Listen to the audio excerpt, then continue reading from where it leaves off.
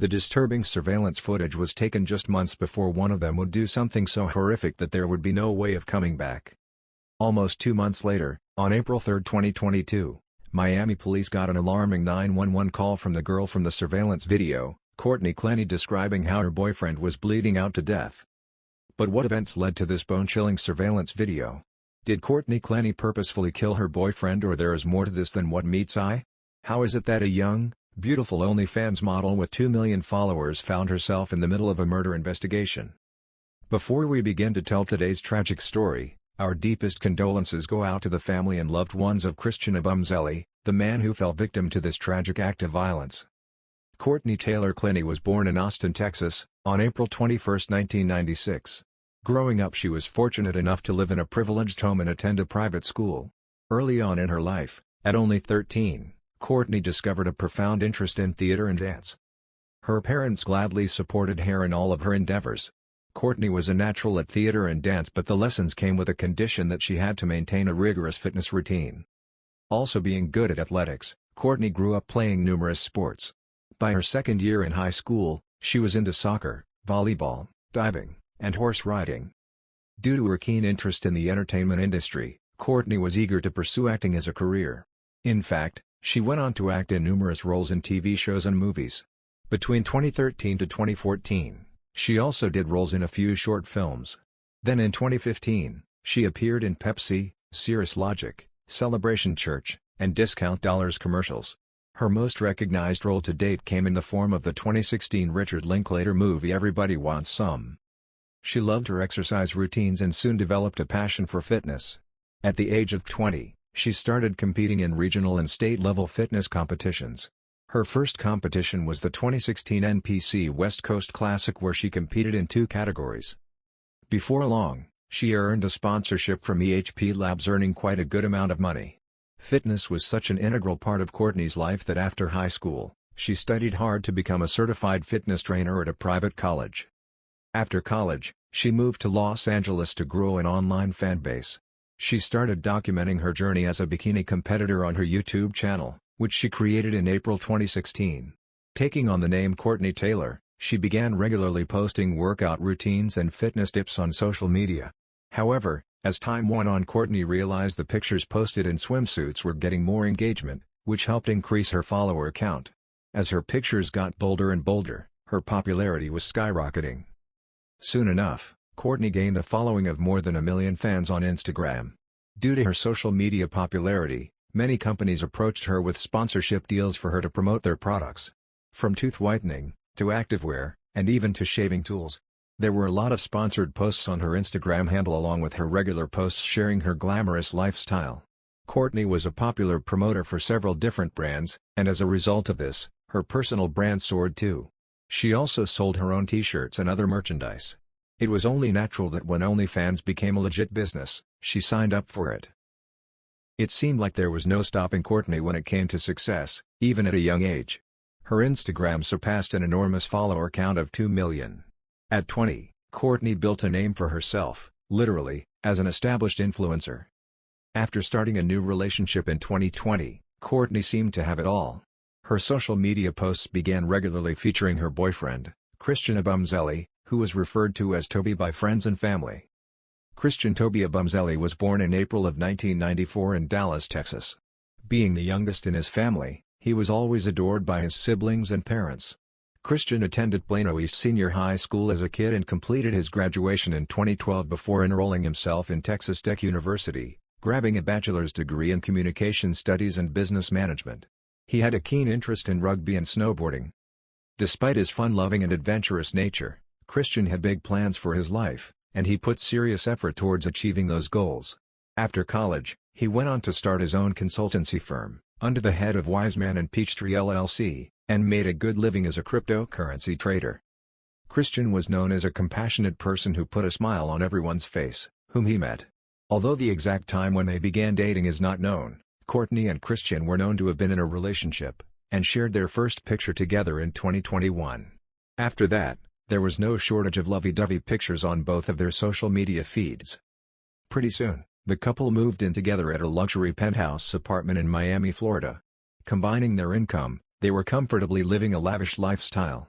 Dining in luxury restaurants, driving luxury cars, wearing designer outfits, and going on expensive trips, always sharing snippets of their glamorous lifestyle with their online fans. From the outside, it seemed a match made in heaven, a golden couple who had it all: looks, luxury, and love. As it turned out, however, behind closed doors, their relationship was not as perfect as it was presented to be online. In fact, whenever Courtney and Christian went out in public, their friends felt something was not right between them. They often made a scene by fighting, yelling, and hitting. However, according to their close friends, it was Courtney who was the primary aggressor, as they always witnessed Courtney hitting Christian but never saw him laying hands on her. Instead, Christian tried to de-escalate the arguments. Christian always assured his friends that this behavior was merely a result of her alcoholism, but she was, indeed, a good person. Courtney, despite following her heavy workout regime, seemed to take a liking to alcohol. Most nights she went out clubbing and partied till late night or early morning. It wasn't long before she was a familiar face in the nightclubs around Miami, Florida. Sure, Courtney was having fun living this lifestyle without having to worry about money, yet it did not come without a price. She received 2 DUIs and the second one sent her to jail for 3 days. Drinking was a problem that was not only affecting her life, but her partner's life too. When under the influence of alcohol, Courtney became violent and unpredictable. Courtney yelled, cursed, and hit Christian in an intoxicated state, which was now becoming a daily routine for her as much as her workout routine was. She became so controlling that she often accused her boyfriend of seeing other women as she dragged him out of clubs, dinners, and social events. She even confessed in the We in Miami podcast that she was toxic in a relationship and did not like when someone told her what to do. As their altercations became more and more frequent, neighbors grew concerned. Police were called in many instances to intervene in domestic disputes between Christian and Courtney. On some such occasions, the couple denied any altercations between them. While in other situations, the police were forced to physically separate the two of them. On one such occasion, police documented that they saw bruises on Courtney's arms and legs. Another time neighbors complained that they saw Courtney pushing Christian in the elevator lobby. It can be understood how hazardous the situation was becoming from the simple fact that, in the couple's first 3 months' stay in the apartment, police were called 13 times. The situation had deteriorated so badly that staff were in the process of evicting them from their luxury apartment.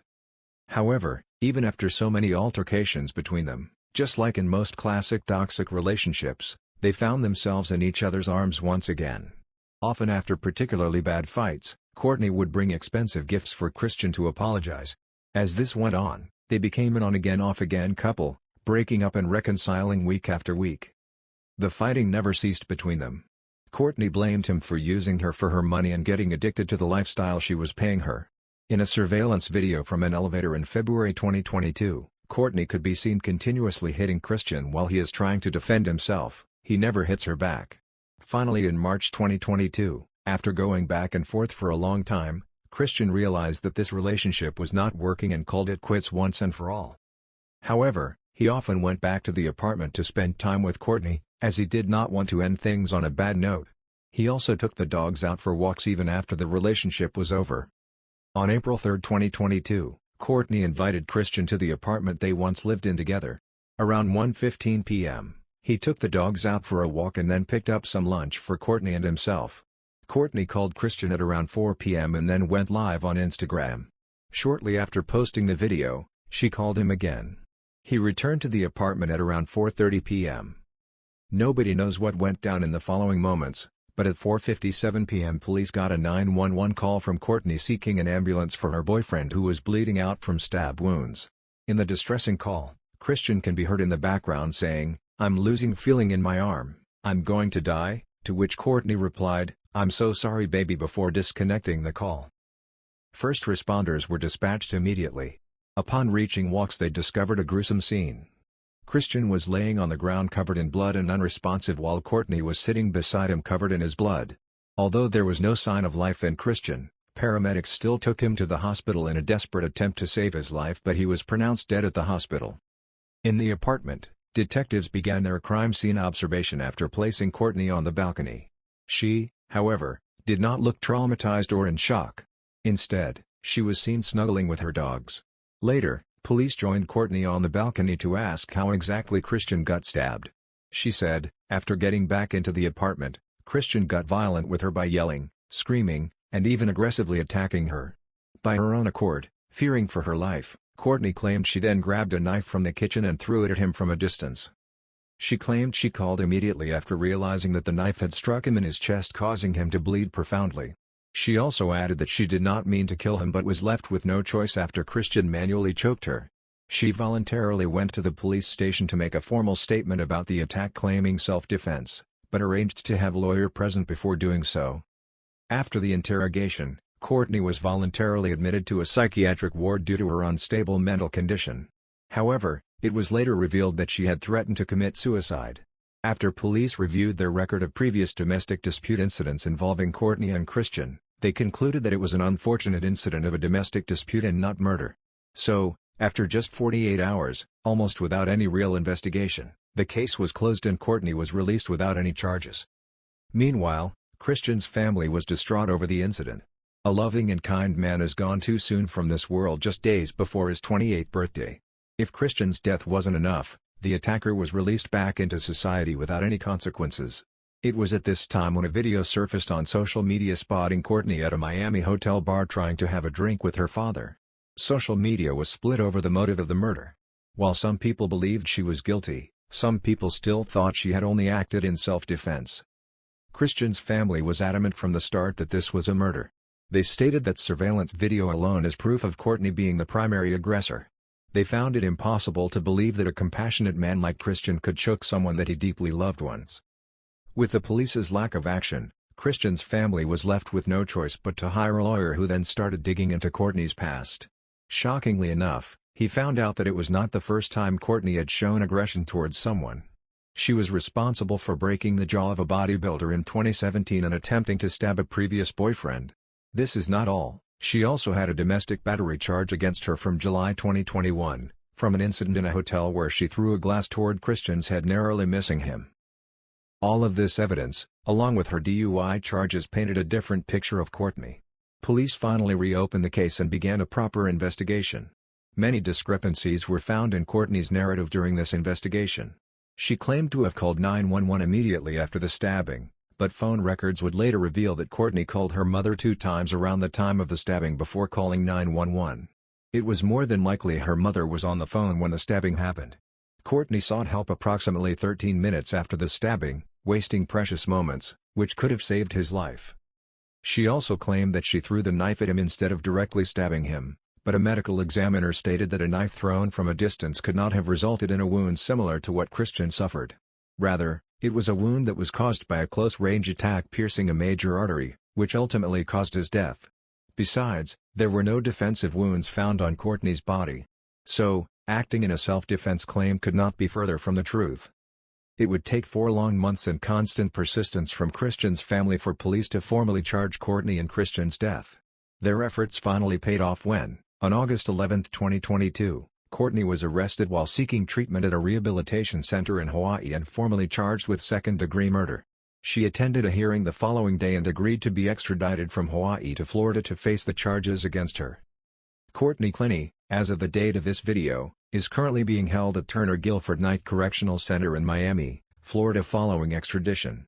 She pleaded not guilty to the crime through a written statement. Her next scheduled court date is September 6, 2022. Do you think it could be a premeditated murder? Do you think that self-defense was a justified claim? Or do you think this was a crime of passion? Comment down below to share your thoughts. Thank you for joining us in today's story.